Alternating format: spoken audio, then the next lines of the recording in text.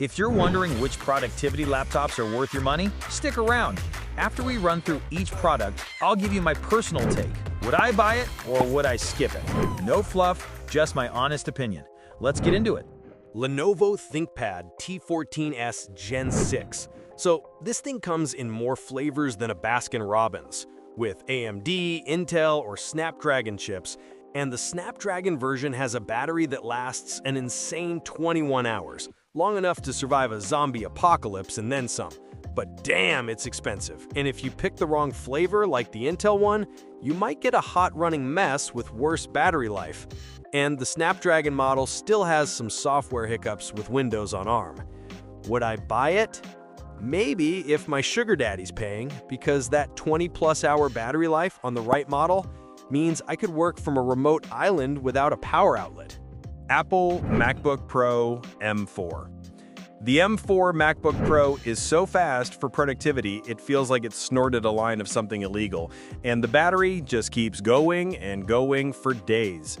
The downside is that when you actually push this beast, the fans can get annoyingly loud and it runs a bit warmer than its ancestors, plus good luck trying to upgrade anything inside this sealed metal fortress. Would I buy it? Yes, because I'm a basic content creator and the sheer unadulterated power for video editing is just too good to pass up, even if it sounds like a jet engine sometimes. MSI GF63. This laptop is the definition of gaming on a budget, which is a polite way of saying it's cheap as hell and comes with just 8 GB of RAM, so get ready for some serious lag when you have more than 2 Chrome tabs open.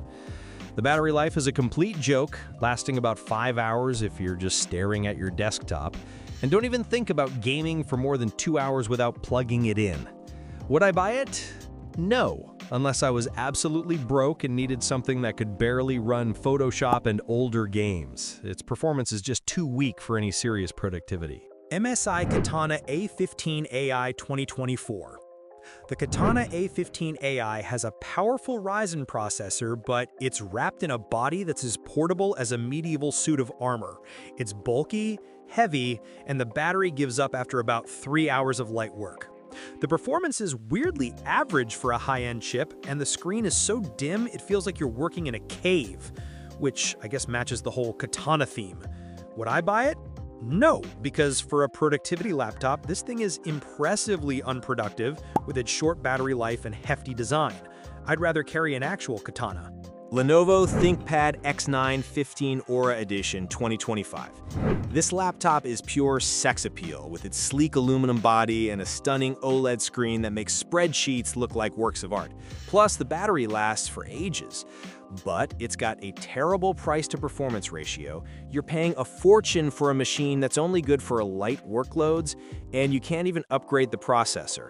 Would I buy it? Maybe if I won the lottery and my main job was just looking rich while answering emails in a cafe, because this is all style and not enough substance for real work. Microsoft Surface Laptop 7. This thing has a battery that goes on for 17 to 20 hours, which is longer than most of my relationships. And the Snapdragon chip makes it feel super snappy for everyday stuff. The problem is, it's running Windows on ARM, so trying to use some professional apps is a gamble that might leave you crying into its otherwise lovely 1080p webcam because the programming you need runs with the speed of a tranquilized sloth. Would I buy it? Maybe, if my job was just writing emails and looking at spreadsheets all day. But the app compatibility is like playing Russian roulette with my workflow, and I'm not feeling that lucky. Lenovo ThinkPad X1 Carbon Gen 13 Aura Edition. This laptop is so ridiculously light, you'll constantly have mini heart attacks thinking you've left it somewhere. But the new Intel Lunar Lake processor inside is an absolute monster for productivity, handling more than 50 open tabs while streaming a 4K video without even flinching. Funnily enough, its older brother, the Gen 12, can sometimes beat it in multi-core tests, which is like your dad still being able to beat you in an arm wrestle. A bit embarrassing, but you still respect the old man. Would I buy it? Yes, it's the dependable, no-drama workhorse that's deceptively powerful, like a silent assassin for your to-do list. Gigabyte G6. Under the hood, this machine is packing a Core i7 processor that puts up some beastly benchmark scores, making your daily tasks feel buttery smooth and handling heavy multitasking like a champ. But this is a gaming laptop crashing a productivity party. The battery life is laughably short, and it runs so hot you could probably use it to make toast, while the fans sound like a 747 is taking off from your desk. Would I buy it? No. This laptop is having a serious identity crisis, and I'm not about to spend my money on its therapy sessions. Asus ExpertBook P5054. This bad boy boasts an insane 28-hour battery life and is built to military-grade standards, meaning it could probably survive a drop from a building and still have enough juice to let you finish your presentation. It's a powerhouse for office work with its new AI-boosted processor, but the screen's color accuracy is not great for serious creative work, making it feel like a super genius who's also colorblind. Would I buy it? Yes. For being a productivity road warrior who needs a laptop that simply refuses to die, this thing is a dream come true, even if it can't tell teal from turquoise. Dell Precision 5690. This is less of a laptop and more of a portable god-tier workstation. With an Intel Core Ultra 9 processor and a professional NVIDIA graphics card that can handle tasks so demanding, it might just achieve sentience. That performance is paired with a stunning 4K OLED screen that is just pure eye candy. But it comes with a price tag that will make your bank account sob uncontrollably, and it has absolutely no regular USB ports, because apparently we're living in the future where all your old stuff is obsolete. Would I buy it? No. My soul says yes, but my wallet just filed for divorce at the mere suggestion. Lenovo Legion Pro 7i Gen 10. This thing is an absolute monster with its Intel Core Ultra 9 275HX processor and can be configured with up to an NVIDIA GeForce RTX 5090, which means it chews through sustained workloads like video editing faster than I eat a family-sized pizza. But trying to use it on your lap is a joke. The CPU runs hot enough to fry an egg on it, and the battery life is so bad you'll be hunting for a power outlet every 5 hours. Would I buy it? No, because while it's a performance beast, its portability is more like a desktop replacement, which kind of defeats the purpose of a laptop. Dell Inspiron 14 Plus 2024. The battery on this thing is insane. We're talking over 18 hours, so you could literally fly from New York to Tokyo and still have juice left to watch a movie. However, the screen looks like it's been washed one too many times. The colors are so drained that it makes a rainy day in London look vibrant, covering only 69.1% of the DCI-P3 color gamut. Would I buy it? Yes, if my main goal was to work for days without ever seeing a power cord, because its performance for remote work and incredible battery life are a killer combo. MSI Katana 15HX. For a so-called budget laptop, this thing feels surprisingly solid, with a sturdy chassis that doesn't feel like it'll snap in half if you look at it wrong.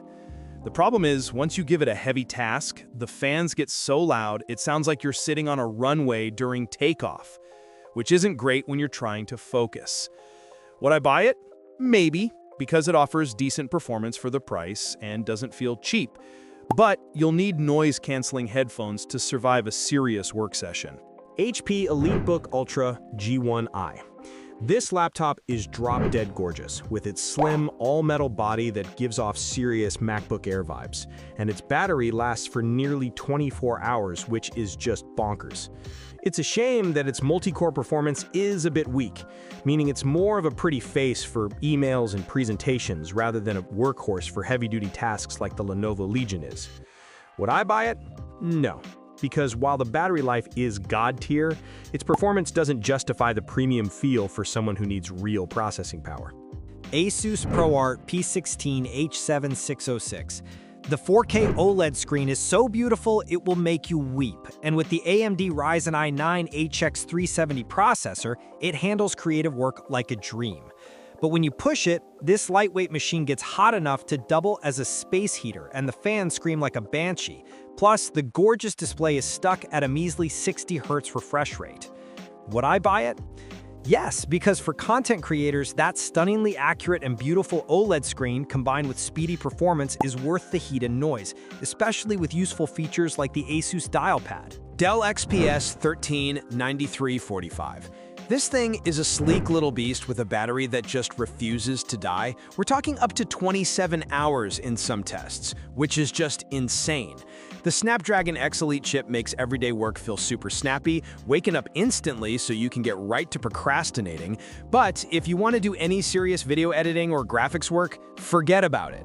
Its graphics performance is underwhelming, and it's not quite the multitasking champ compared to others with the same hardware. Would I buy it? Yes, absolutely, because a battery that lasts longer than my will to work is a feature I can get behind. And for day-to-day productivity, it's a dream. Gigabyte Aorus Master 16. Okay, so this laptop is an absolute monster with its Intel Core Ultra 9 processor and NVIDIA 50 series graphics, ready to handle pretty much any workload you can imagine on its beautiful 240Hz OLED screen. It's got a comfy keyboard and more ports than you'll know what to do with, making it a powerhouse for serious work.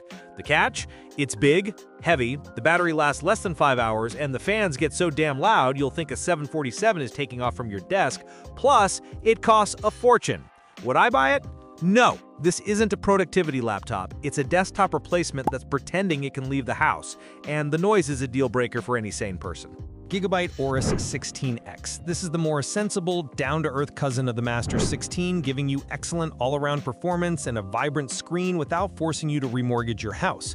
It's a practical machine with a good keyboard that you could actually take to the office without getting weird looks. However, the battery life is pretty mediocre, so you can't wander too far from a power outlet, and the included software is about as intuitive as trying to assemble IKEA furniture in the dark. Would I buy it? Maybe. It's a great value for the performance you're getting as long as you can tolerate its need to be tethered to a wall and its confusing software. Razer Blade 18 2024. This laptop is basically a high-end gaming rig trying to pass as a business professional, packing an insane Intel Core i9-14900HX CPU and a stunning 200Hz 4K Plus display that chews through productivity tasks. You get a great keyboard and a ton of ports in a sleek package, which is awesome. On the flip side, it's ridiculously big and heavy, has a battery life so short it's comical, the fans scream bloody murder under load, and it costs more than my car. Would I buy it? No, this thing is total overkill for productivity. It's like using a sledgehammer to crack a nut. It's a gaming laptop, and a very loud and expensive one at that. HP EliteBook 840G11. This is the reliable, no-drama adult in the room. It's a solid metal workhorse that's built to last but is still impressively light. It delivers respectable full-day battery life and has security features that make it perfect for actual business, handling multitasking and AI tasks with its Intel Core Ultra processor. But let's be real, it's boring as hell. The fans can get whiny when you push it, and the integrated graphics mean it's strictly for work, not for play. Plus, it's missing an SD card reader, which is just annoying. Would I buy it? Yes, if my job depended on a secure, durable, and reliable laptop that does its job without any flashy nonsense, this is the one. Thanks for watching. I hope this video helped you pick the productivity laptops for you. If you have any questions, drop a comment below. Links to all of these products mentioned in this video will be in the description.